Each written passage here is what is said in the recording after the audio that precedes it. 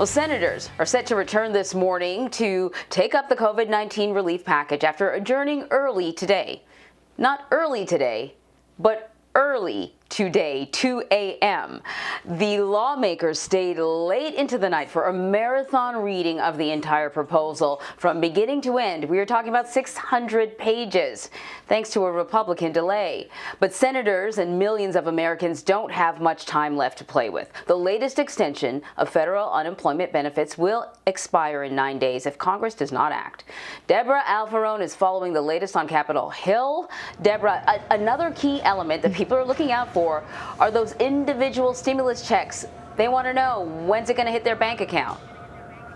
Absolutely. Those are very popular at $1,400 a pop, and that would go to anyone who's making $75,000 or less, or if you're a couple and you're filing your taxes jointly, you would be making $150,000 or less. Those could go out not long after this is signed.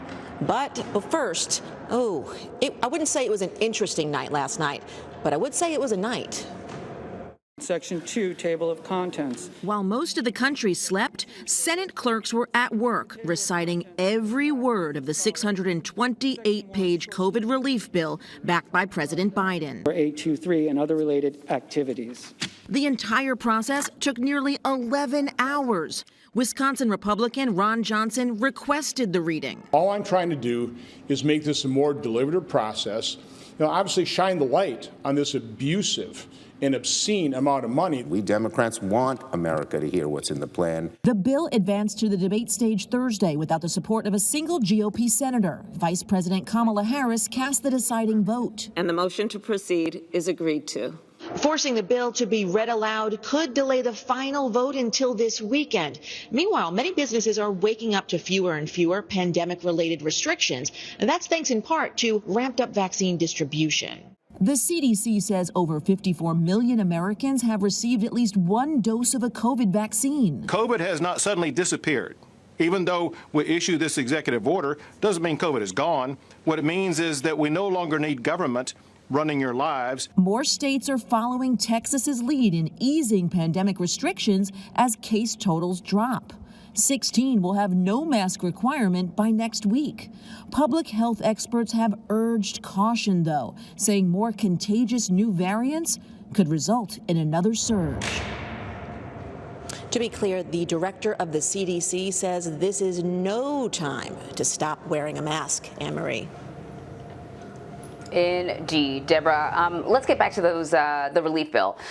What is supposed to happen today with the measure, and when could the Senate hold a final vote on this long-anticipated package? That was an awful long reading. It was over 600 pages. Please tell me there's no more reading in the near future.